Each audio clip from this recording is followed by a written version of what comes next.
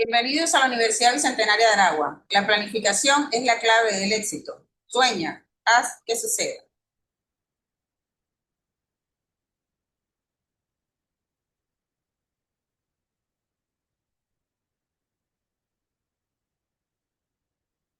El conocimiento es un tesoro, pero la práctica es la llave del tesoro. Un mensaje de inicio de esta actividad síncrona, número 1. El aprendizaje nunca agota la mente. Se lo dijo Leonardo da Vinci, Universidad Bicentenaria.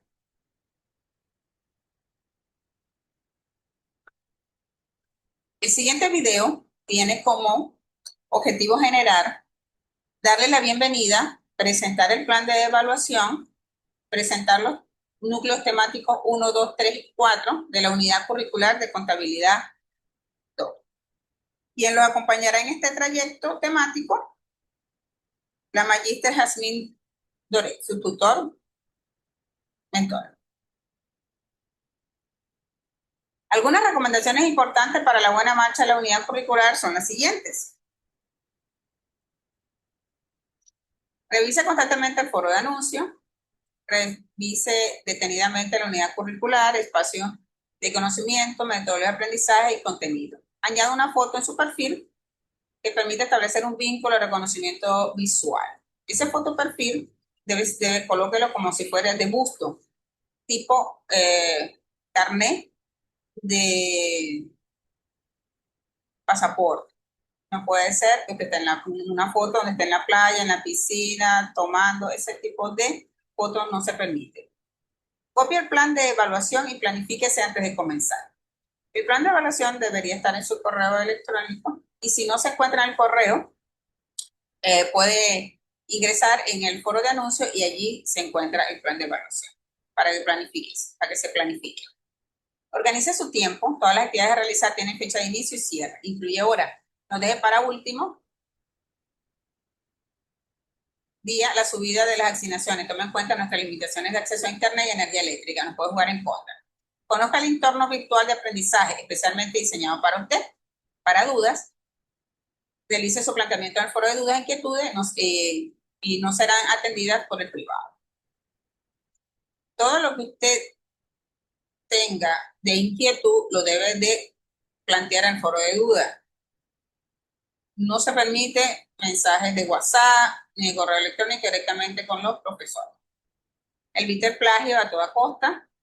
No serán admitidos aportes disponibles en la red. Recuerde que en el artículo 84 del Reglamento General de Evaluación Estudiantil de Pre y Posgrado se establecen calificaciones de 0-1 a quien cometa plagio. Descarga el manual de pregrado de la UBA que se encuentra en la plataforma. Veamos el plan de evaluación. En el plan de evaluación, usted va a tener en la semana 1 una actividad síncrona, que es hoy el día en que le estamos haciéndolo. La unidad 1 y 2, que su unidad de competencia es analizar la situación del efectivo para obtener resultados confiables y analizar los efectos por cobrar de contado, suministrar información del activo. Usted va a tener un número de evidencia, que es la actividad sumativa número 1, se llama así, se denomina. La evidencia de aprendizaje va a ser un cuestionario, el instrumento de evaluación va a ser un registro de observación. Eso va a tener una ponderación del 50%. La semana 2 se va a realizar la actividad síncrona número 2. En la semana 3 tenemos la unidad 3 y 4, titulada, en la cual el participante va a aplicar el método de control de inventario, clasificar las inversiones con el fin de conocer la disponibilidad de mercancía y determinar los gastos prepagados y los activos fijos a través de las depreciaciones para información de los estados financieros. Eso es el número de evidencia, la número 2, que es la actividad sumativa número 2. La evidencia de aprendizaje va a ser resolución de ejercicio, el instrumento de evaluación va a ser una rúbrica y también va a tener un 50%. El cuestionario un 50% y la resolución un 50% y va a ser el 100%.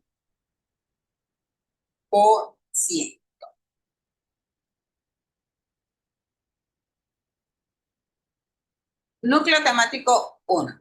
Unidad de estudio 1, titulada Arqueo de caja chica y conciliación bancaria. Tipo de actividad, un cuestionario sobre arqueo de caja chica y conciliación bancaria.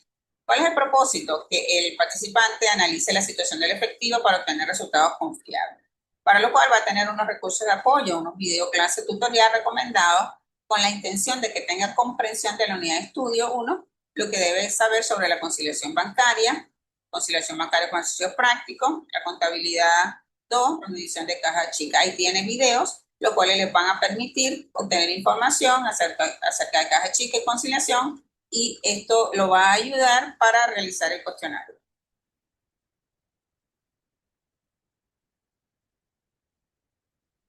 Veamos algunos conceptos. La caja chica es un fondo establecido para hacer pequeños pagos que no son prácticos para pagar con cheques. Algunos ejemplos son el reembolso a los empleados por pequeñas compras de suministro de oficina y numerosos artículos similares. El establecimiento de un sistema, haciendo un cheque en efectivo, cobrándolo y colocando el dinero en efectivo en una caja pequeña, es lo que se llama el fondo fijo. Debe establecerse políticas con respecto a los gastos apropiados que pueden pagarse con dinero en efectivo. Cada empresa establece su propia política de acuerdo a sus necesidades. Cuando se realiza un desembolso del fondo, se debe colocar un recibo documento en la caja chica que avale por la cual ha ocurrido esa salida del dinero. El recibo debe establecer el importe y la naturaleza de los gastos. En cualquier momento, los ingresos más el efectivo restante deben ser igual al saldo del fondo en efectivo. A continuación, se le presenta el ciclo del fondo de la caja chica. Se emite un cheque, se cambia el cheque, se crea el fondo de caja chica, se hace el pago, se hace la liquidación de los gastos, se emite el cheque, se hace la liquidación de gastos y se vuelve a emitir el cheque por el monto de, de los gastos que se han generado. Algunos gastos típicos en caja chica son suministro de oficina, café y aperitivo, franqueo, que son los fletes, combustible y aparcamiento para viajes de trabajo, reembolso empleado por pequeños gastos, cualquier otro gasto impredecible que sea demasiado pequeño para escribir un cheque. A continuación, en pantalla está viendo un formato para realizar un arqueo de caja, el cual va a tener la caja, el número de la caja, el número del cajero, la fecha y el número del arqueo que se ha hecho. Va a tener un saldo inicial, por el cual se ha creado el fondo. Luego se van a presentar los documentos, que son los de egreso, cuáles son los gastos que se han generado, y va a tener un efectivo, equivalente efectivo que queda, y la sumatoria de ese efectivo y de los egresos debería dar el monto por el cual fue creado el fondo de la caja chica.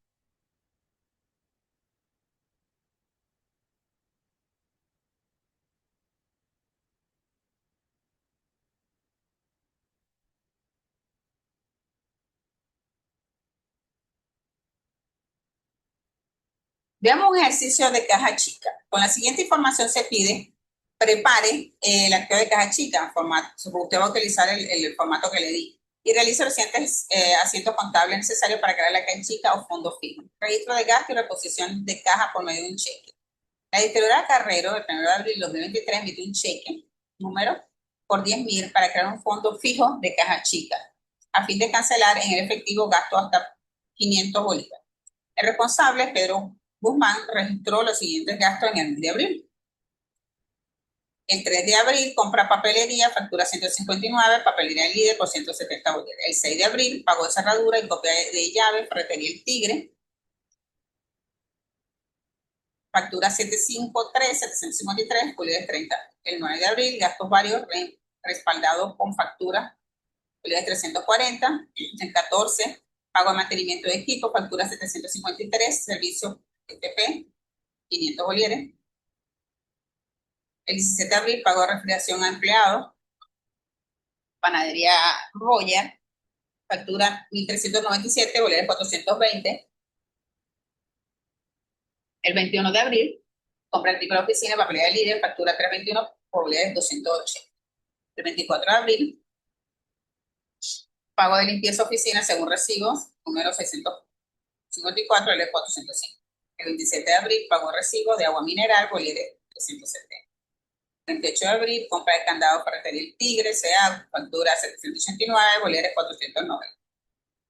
El 21 de abril, compra de filtros para la cafetera Quincallería La Nueva Factura, 1.287, bolívares 30. Y el 30 se realiza activo de billetes y moneda y arroja 600 perdón, 6.920. El responsable solicita la reposición de fondos y el cheque que se emitió fue él y aparece el número de cheque.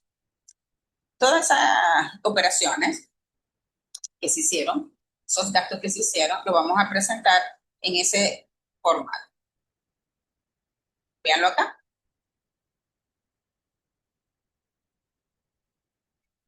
Allí tiene.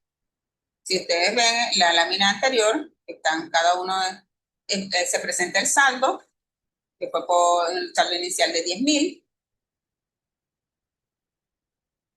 Tienen allí cada una de la factura, tienen el día que se hizo, la factura, el concepto y la sumatoria de todo me da 3.080. ¿Qué significa eso? Que el equivalente efectivo son 6.900. 3.080 más 6.900 da 10.000. Eso con respecto al formato, pero también se pide que haga el registro en el libro diario. Entonces, el 1 de abril se creó y se crea la cuenta de caja chica por por los 10.000 contra un cheque con 10.000. Luego, al 30 se registran cada uno de los gastos contra la caja chica y se dice registro de gasto de la caja chica. El mismo 30 se hace la reposición del fondo fijo o caja chica. ¿Cuánto es la reposición? Lo que se gastó, 3.080, para que vuelva a quedar el monto por 10.000. Usted va a tener una serie de preguntas como esta, que son modelos que le va a aparecer y le va a responder. Va a tener una pregunta y la pregunta va a tener 4 opciones. Una es la que es la correcta. El sistema es el que va a hacer, va a revisar, va a hacer la evaluación, no el profesor, sino que el sistema lo va a hacer automático. Entonces, veamos una de las preguntas que dice, ¿qué es el blanqueo de caja chica? Entonces, dice un informe financiero de la empresa, un procedimiento para registrar la venta del día, un proceso de verificación del efectivo disponible en caja, o un tipo de contabilidad fiscal. ¿Cuál es la respuesta? Un proceso de verificación del efectivo disponible en caja. ¿Cuál es el objetivo principal del blanqueo de caja? Realizar un balance general, determinar si el dinero efectivo concuerda con los registros, analizar las pérdidas y ganancias del negocio, llevar un control inventario. Esas son las preguntas. A usted tiene muchas preguntas que le van a servir para que usted, como para que se sienta seguro y pueda realizar. Veamos acá. En este caso, en la segunda pregunta, la respuesta es determinar si el dinero efectivo concuerda con los registros. Hablemos del siguiente aspecto, que es de la unidad de estudio, que es la conciliación bancaria. ¿Qué es la conciliación bancaria? La conciliación bancaria es la comparación que se lleva a cabo entre los registros contables de la cuenta corriente de la empresa y los ajustes que el banco realiza en la misma cuenta. Es una de las principales herramientas que se utiliza en el control financiero del negocio y para comprobar la exactitud de la información contable. De esta manera, la finalidad la finalidad que tiene este proceso de conciliación bancaria es que los libros de contabilidad coincidan con los extractos enviados por el banco. Una vez recibidos los extractos del banco, la conciliación consiste básicamente en comparar los movimientos que ha registrado la empresa y los suministrados por el banco. La idea es que coincidan. Y si esto no ocurre, hay que buscar cuál es la causa, la diferencia para evitar mayores males a largo plazo. Aquí tú tienes un documento, uno lo llama un formato de 4 columnas, porque tiene el libro, tiene la descripción, tiene el libro, debe haber y banco debe y haber, pues se llama 4 columnas.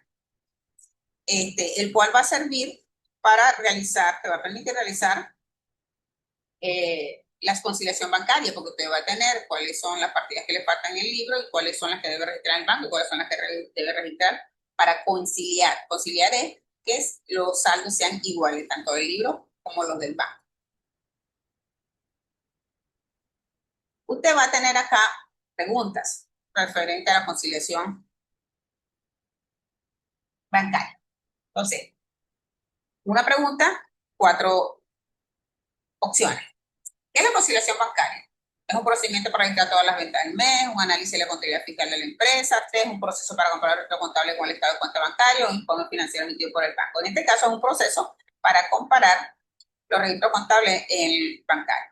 Por ejemplo, aquí la respuesta de la pregunta 3 dice, ¿qué documento se usa para realizar la conciliación bancaria? Entonces dice, balance general, un estado de cuenta bancario, la factura de proveedores, el reporte de venta del mes. ¿No? En este caso, yo para hacer la conciliación lo que necesito es el estado de cuenta del banco. En la pregunta 4, ¿cuál de la siguiente no es un motivo común de diferencia en la conciliación bancaria? Dice, cheque pendiente de cobro, sí es. Depósito de tránsito, sí es. Banco bancario, sí es.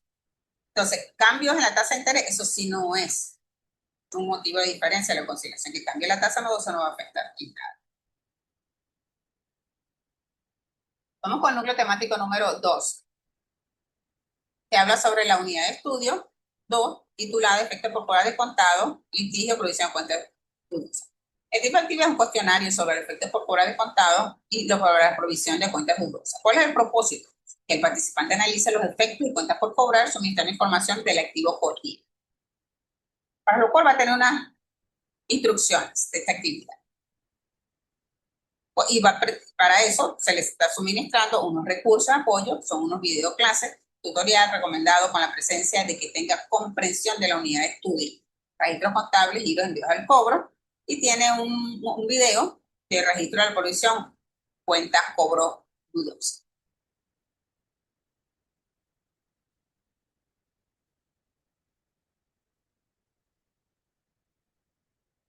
Vamos a tener unos conceptos básicos que deben de manejar, ¿no? Antes de hablar de efectos por cobrar descontado, hablemos que ellos se originan de los efectos por cobrar. Un efecto por cobrar son derechos de cobro que posee una empresa con terceras personas, ya sean naturales, jurídicas, por la venta mayormente a crédito de la mercancía. En otras palabras, representa un tipo de cuenta que controla y registra los derechos que tiene la entidad proveniente de las ventas realizadas a crédito a los clientes. Un aspecto importante a destacar en este tipo de cuentas es que están respaldadas por letras de cambio y pagaré, y por lo tanto siempre son para un cobro futuro y nunca se emite este documento para ser pagado de contado. Ustedes ven ahí en pantalla un modelo de una letra de cambio que se llena cuando se establece el compromiso entre dos personas. Por esta razón, los documentos deben reflejar, entre otras cosas, te lo ven ahí, la fecha y la forma en la que se deben realizar los respectivos pagos. ¿Cuál es el registro contable por los efectos por cobrar? Como ya les había dicho, los efectos por cobrar representa una cuenta de activo por contener derecho de cobro para la empresa y es de naturaleza deudora. Cuando se genera una venta que es a crédito, se genera un efecto por cobrar si en este caso el convenio que se hace es con una letra de pago o un pagaré. Ahora sí hablemos de lo que son los efectos por cobrar descontados. Los efectos por cobrar descontado se presenta cuando se descuenta en un banco documentos por cobrar que son propiedad de la empresa. Se recibe dinero al momento en que se realiza la operación. De esa manera, el banco anticipa a la empresa el monto del documento, deduciendo sus comisiones bancarias y gastos administrativos mientras realiza la gestión de la cobranza del mismo. Y esto es posible llevarlo a cabo porque la empresa pudiese necesitar liquidez en un momento dado y requiere de dinero. Cabe destacar que la existencia de un crédito comercial se debe en gran parte al descuento de los títulos de crédito, letras de cambio y pagaré, ya que la empresa, para tener fondos, no necesita esperar hasta el día de vencimiento para cobrar a sus clientes, sino únicamente descontar a una institución de crédito en particular, recibiendo inmediatamente el líquido o producto, es decir, el valor nominal menos la deducción correspondiente. A continuación, le presento el registro contable de los efectos por cobrar descontados. Cuando se descuenta un efecto por cobrar, el registro que ocurre es el dinero entra a banco, se cobran los intereses, las comisiones bancarias y los timbres fiscales. Ese es el asiento que se hace. Aquí tiene algunas preguntas relacionadas con los efectos por cobrar descontados. Y veamos cuál es la pregunta que sale seleccionada. La 5, que dice, ¿qué tipo de documentos se suele utilizar en el descuento de los efectos? El documento es una letra de cambio. Las facturas no, facturas y recibos no, porque en ese caso se genera una cuenta por cobrar, contrato de compra tampoco, los estados financieros tampoco, y es la letra de cambio. Y veamos la pregunta 7, que dice, si un efecto descontado entra en litigio, ¿qué acción puede tomar la empresa? Esperar que el cliente pague voluntariamente, ignorar la situación hasta que el banco lo reclame, iniciar acciones legales para recuperar el importe, emitir un nuevo efecto para reemplazar al anterior. Además, se puede, eso de que emitir un nuevo efecto para reemplazar al anterior normalmente no ocurre. Hay que iniciar acciones legales para recuperar el importe. Entonces, estas son preguntas relacionadas al efecto por cobrar para que usted se vaya familiarizándose y cuando vaya a desarrollar eso.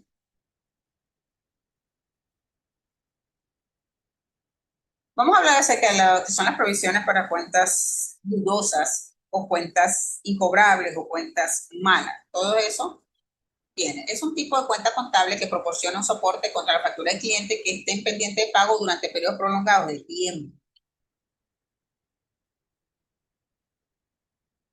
En otras palabras, son cuentas que han sido producto de operaciones de crédito y que por considerarse incobrables representan pérdida para la compañía. No obstante, y como resultado de la experiencia, la empresa estima una provisión para suplir las cuentas incobrables de un ejercicio. Veremos algunos métodos para estimar la provisión de cuentas incobrables. Método de porcentaje de las ventas, en el cual se estima un porcentaje en función de su evolución de cuánto puedo para aplicar de lo que no se va a poder cobrar. Igual hay otro método de porcentaje de las cuentas por cobrar. De las cuentas por cobrar que yo tengo, cuánto he dejado cobrado durante estos últimos 3 años y ese porcentaje lo puedo aplicar para el año en curso o para el futuro.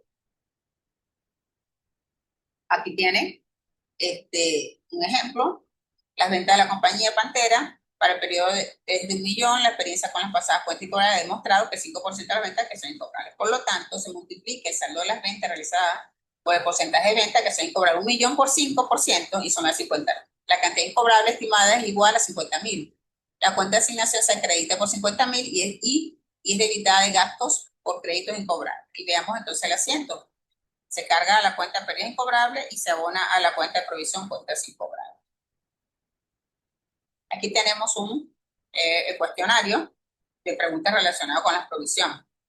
Aquí dice, ¿qué es la provisión para cuentas dudosas? Es un gasto que se registra cuando un cliente no paga su deuda. Es un ingreso adicional que mejora la rentabilidad de la empresa. Es un ajuste contable para estimar posibles pérdidas por cuentas incobrables. Esa es la respuesta. Un préstamo que la empresa otorga a sus clientes, sabemos que eso no es así.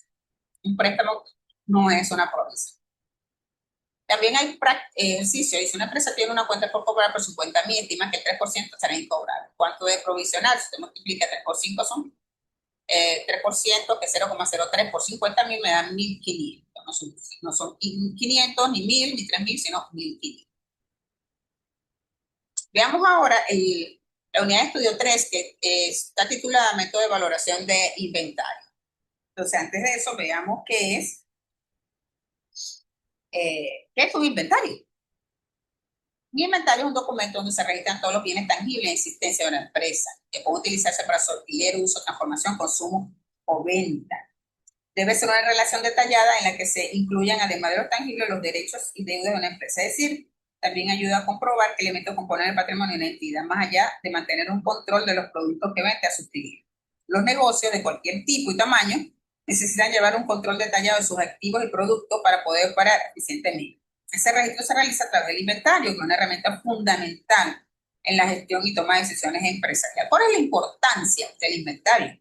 No, el inventario permite que una empresa conozca la fluctuación de artículos, lo que a su vez influye en las decisiones que se tomarán acerca de los proveedores y la cantidad de existencia que debe mantenerse para cumplir con la demanda de los clientes. Además, garantiza que no haya merma, robo o excedente de producto, que significa un mayor gasto de almacenaje.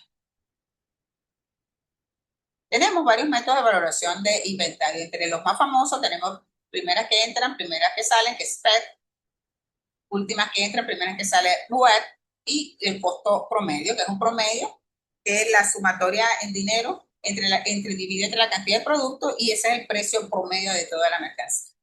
Para lo cual tenemos este formato en el cual se presenta la fecha, el concepto, si es una entrada, o sea, es una compra, es una venta, las unidades, cuál es la entrada, cuál es la salida, cuál es la existencia, el costo unitario en medio y el valor, que es el valor unitario del producto por la cantidad del producto. Esos son los valores. Si son compras, va por el debe, si son ventas, va por el haber y el saldo. Tenemos acá el cuestionario, pero en este caso relacionado con el método de valoración. Entonces vemos aquí cuestionario sobre método de valoración.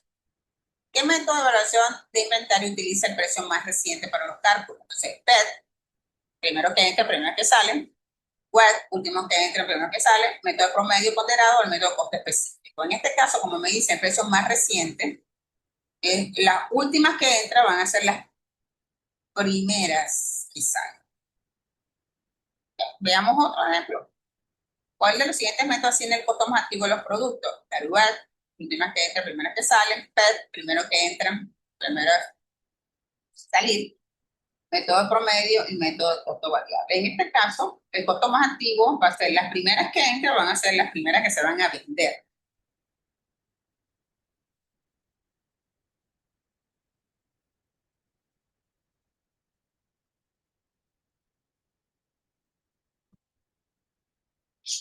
Vamos a ver acá la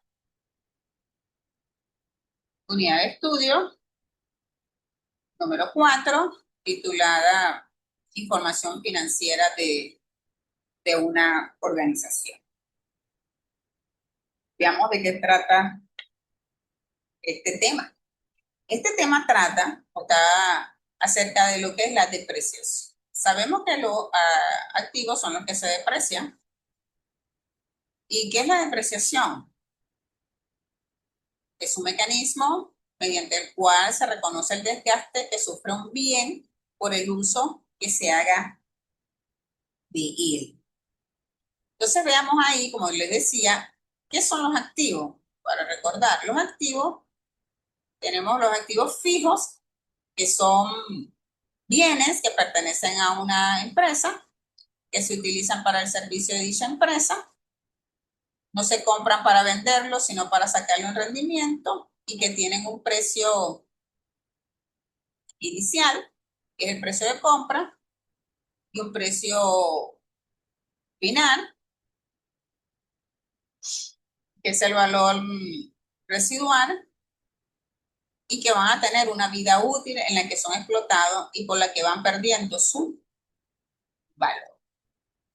Vamos a saber que los activos fijos, también llamados ahorita propiedades, plantas y equipos, pues ahí lo tienen, son edificios, vehículos, casas, terrenos, mobiliario, equipos de oficina, equipos de electrónicos.